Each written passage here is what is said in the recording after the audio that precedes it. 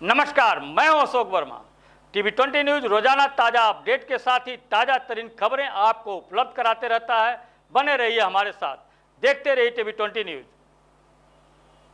प्राथमिक विद्यालय भैरवपुर शिक्षण क्षेत्र कोयलसा के प्रधानाचार्य सुरेंद्र प्रताप सिंह को राज्य शिक्षक पुरस्कार 2019 से पुरस्कृत किए जाने पर बीआरसी अतरौलिया में आज शिक्षकों द्वारा स्वागत किया गया।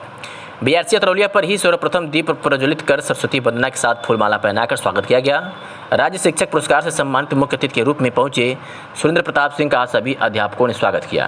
कार्यक्रम के अध्यक्ष अविनाश राय तथा विशिष्ट अतिथि के रूप में राजा राम सिंह, ओम प्रकाश तिवारी, अजय सिंह उपस्थित रहे तथा कार्यक्रम का संचालन कवि भालचंद्र त्रिपाठी ने किया। इस बाबत क्या कुछ कहा सुरेंद्र प्रताप सिंह, राज्य शिक्षक जो पुरस्कृत किए गए हैं, सुनवाते हैं आपको। में आपने इतनी बड़ी उपलब्धि पाई है उसके बारे में, और ये जो नई शिक्षा नीति आई है शिक्षक लोग क्या करना चाहिए? आजमगढ़ में उत्कृष्ट शिक्षक के रूप में, आदर्श शिक्षक के रूप में जनपद स्तर पर कार्य करने वाले शिक्षक का अधिकारी द्वारा मूल्यांकन करके नाम प्रपोजल किया जाता है राज्य पुरस्कार और राष्ट्रपति पुरस्कार के लिए। उस संदर्भ में वहाँ राज्य सरकार द्वारा जो है साक्षात्कार किया जाता है। विद्यालय की वस्तुस्थिति को देखते हुए, उसकी गुणवत्ता को देखते हुए और अध्यापक के कार्य को देखते हुए राज्य सरकार निर्णय लेती है।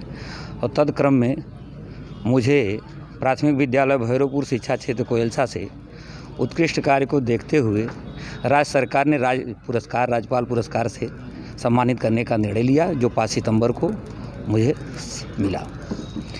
नई शिक्षा नीति के बारे में यह कहना है, शिक्षा नीति जिस देश में शिक्षा का उत्थान न हो, वह देश जो है स्वाभाविक है, आप सब लोग जानते हैं कि पीछे रहेगा। शिक्षा की नीति, मेरा अपना मानना है कि चाहे वो कोई भी काल रहा हो, चाहे त्रेता रहा हो, चाहे द्वापर रहा हो, चाहे कलयुग, शिक्षक हमेशा रहा है, रहेगा और शिक्षक की गुणवत्ता हमेशा अच्छी होनी चाहिए। नई शिक्षा नीति के बारे में हम इतना कहना चाहते हैं कि चूँकि त्रेता में हम लोग पढ़े हैं कि गुरुकुल की शिक्षा भी रहती थी।